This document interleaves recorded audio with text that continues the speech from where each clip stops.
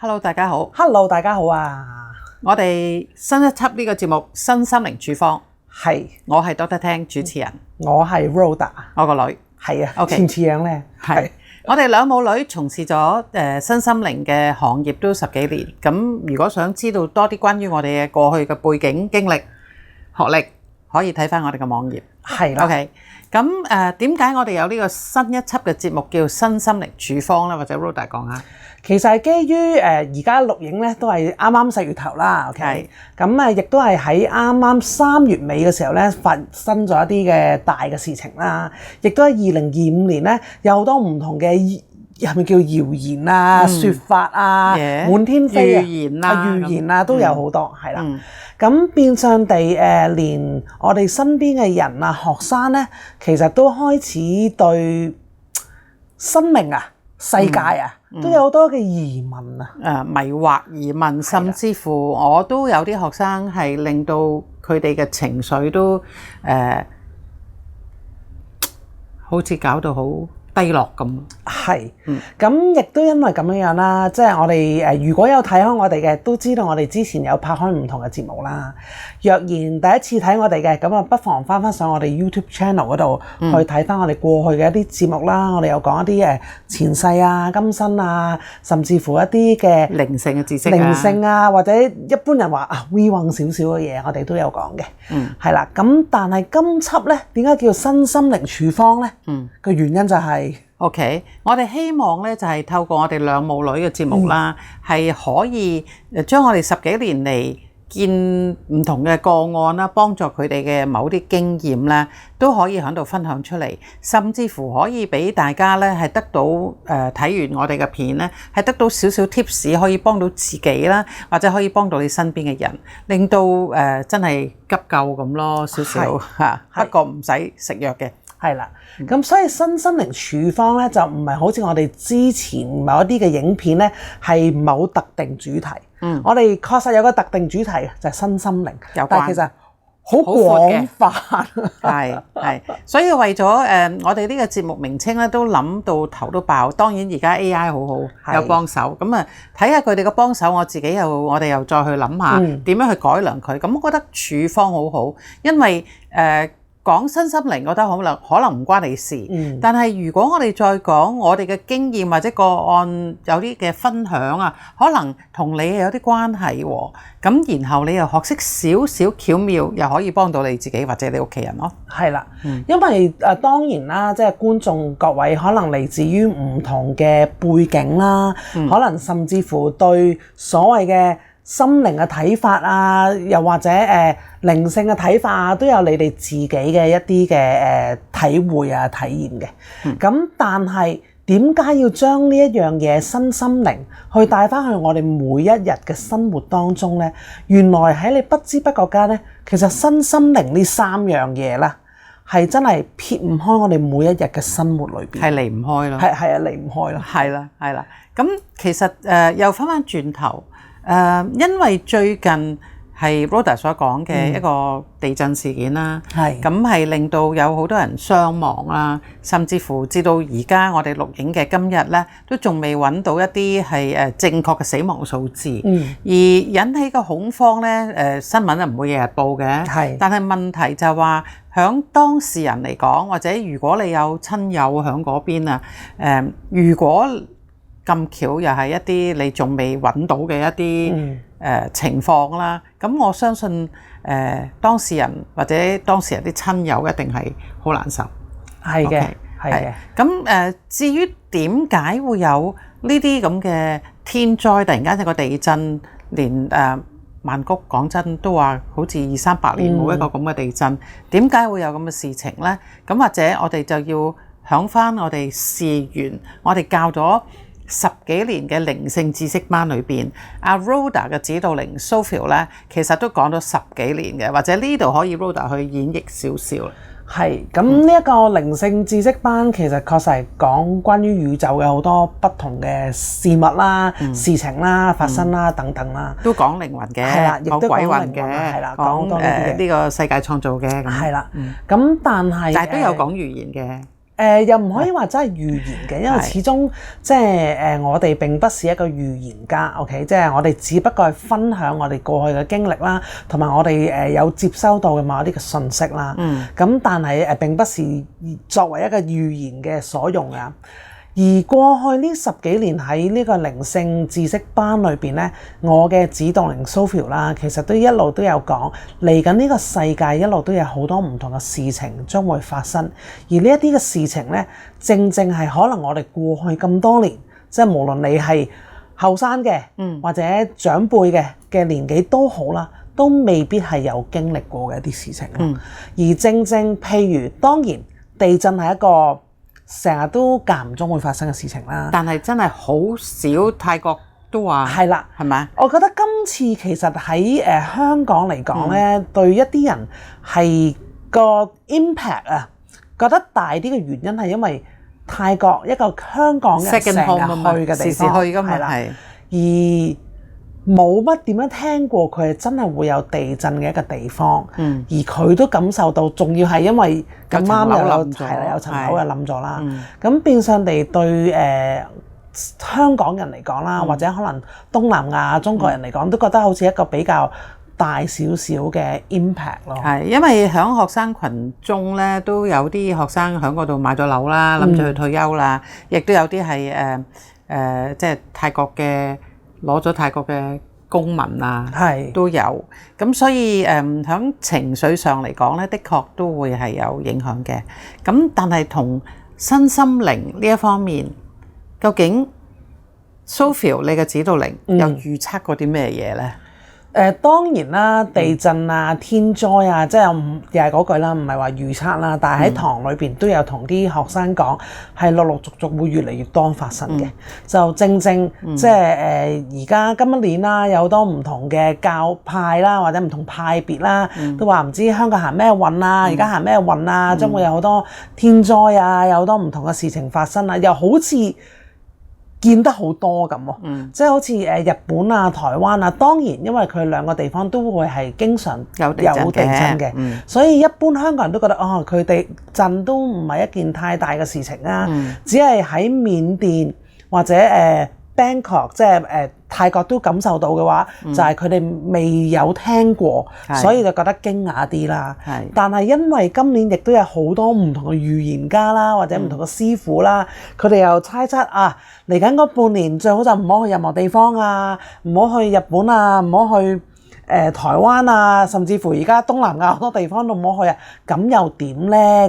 咁呢一啲確實喺 Sophia 班裏邊其實都一路有講嘅，即係都講咗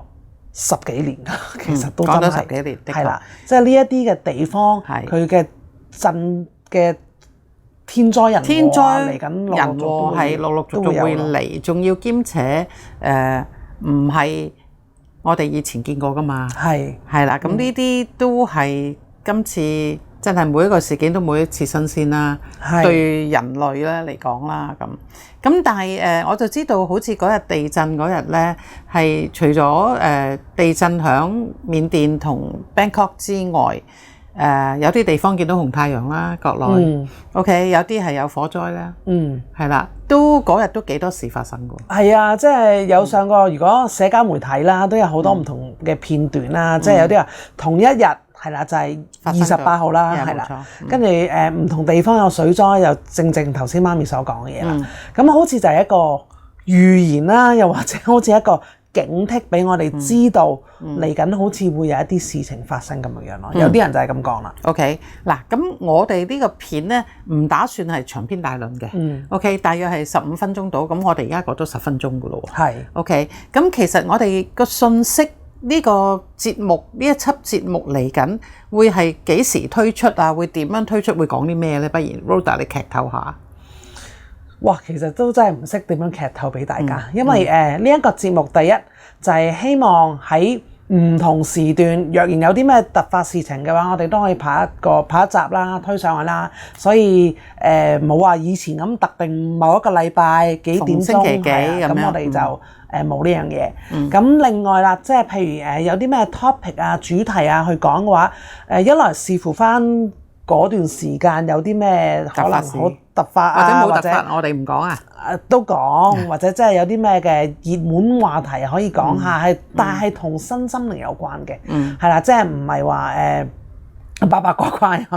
批評討論，即係唔係呢一隻啦。OK， 我哋希望係將日常嘅所有去同大家去融合翻，等你哋大家明白翻點解我哋要去將身心靈結合翻我哋每一日嘅生活當中呢？點樣可以有一啲所謂嘅處方去處理可能真係某一啲我哋日常會經歷嘅一啲嘅現象啊，一啲嘅話題啊，一啲嘅事發呢。咁所以呢一個就係我哋希望喺呢一個新節目、一個新嘅方式當中可以去帶俾大家噶咯。OK， 咁我哋又翻嚟啦。所謂今次嘅事件啦，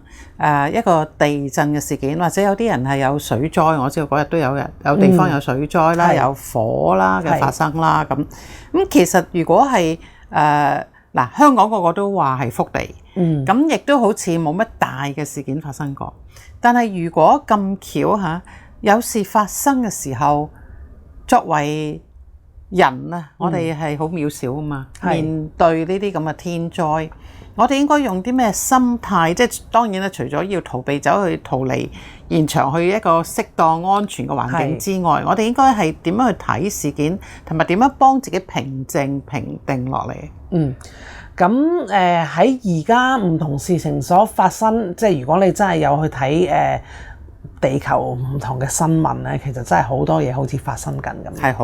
好多嘅，即係無論係火山爆發啊、地震啊，真係全球都好多不停喺度發生。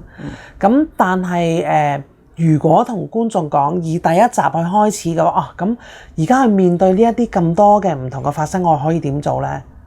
我只可以教你嘅，暫時喺呢個 moment 就係靜心。係啊。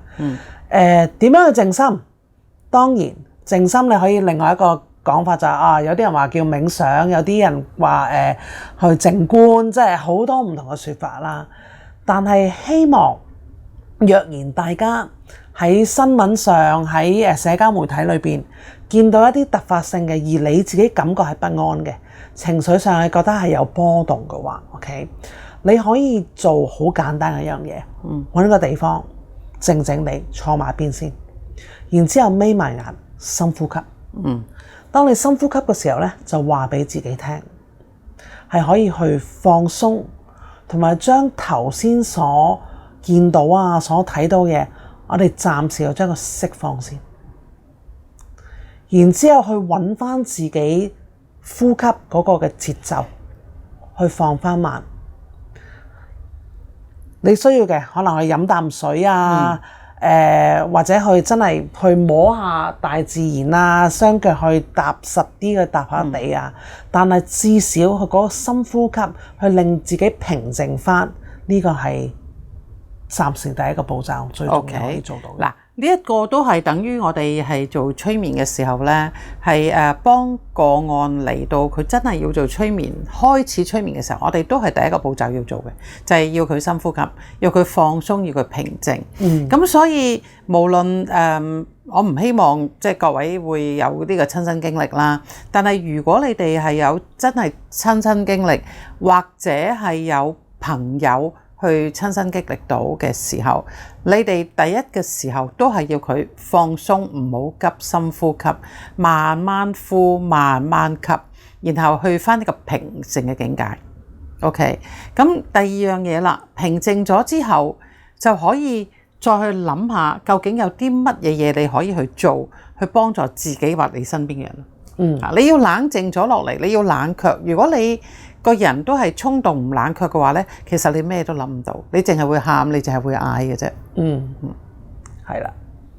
咁時間好似好快15分鐘喎。係啊。咁所以今日嘅處方，第一就係學識深呼吸、平靜、冷靜。咁嚟緊嘅第二集，我哋都會教大家好多唔同嘅方法啦。每一集都會有唔同嘅方法會教啦，亦都會閒談傾下偈，有啲咩事情突發可以唔係突發嘅，或者係平常日常嘅事情，可能影響到我哋嘅心情啊、情緒啊，我哋都可以慢慢一步一步咁都會講解下，究竟我哋發生嘅事情，究竟響身體嘅角度點感受，心理上嘅角度又點，靈性嘅角度又可以點樣去應對呢？咁呢個都係我哋節目嘅特輯嘅一個主要嘅目的咯。係啦，OK，咁時間今日夠啦，咁我哋下次再見啦。係啦，記住大家啦，就去 subscribe 翻我哋嘅 YouTube channel 啦，可以 like 啦、share 分享俾你嘅身邊嘅朋友仔啦。呢一個句子啊，其實真係我哋唔係好慣講嘅，我唔識講嘅。但係即係希望大家如果覺得我哋嘅處方或者我哋呢一個身心靈處方裏邊，大家都有得着嘅話，可以令身邊嘅人多啲去理解關於心靈上啊，關於成長方面啊，生活方面啊，點樣可以令到自己一路繼續向自己嘅目標去行嘅話呢，咁希望大家同身邊嘅人去分享一下啦。同埋都需要留言咯。即係如果你哋真係有一啲親身經歷或者係身邊朋友經歷過嘅有一啲問題，你哋覺得係點樣去睇呢件事，或者係點樣去幫助自己去拆解呢件事呢？你都可以留低，咁我哋可以多啲話題啊，多啲勤力拍節目。係啊，即係呢個都係我哋想係真係類似一啲家常便飯啊。你哋有咩問題啊？我哋可以去對應翻我哋嘅睇法、我哋嘅經驗，或者去分享翻俾大家知道。因為對我哋嚟講呢，好多人覺得係好嚴重、好緊張或者好驚恐驚惶嘅事情，對我哋嚟講係經歷自己有啦，同個案亦都處理過好多唔少呢啲咁嘅場面啦，咁所以對我哋嚟講係冇咩嘢大件事嘅。但係每個人就係話我哋經一事長一智啊嘛，我哋經過好多事，所以亦都有少少嘅智慧 tips 可以俾大家嘅嚇。咁希望大家真係可以多啲留言，我哋逐一去拆解。咁啊，下次再見大家啦。OK，拜拜。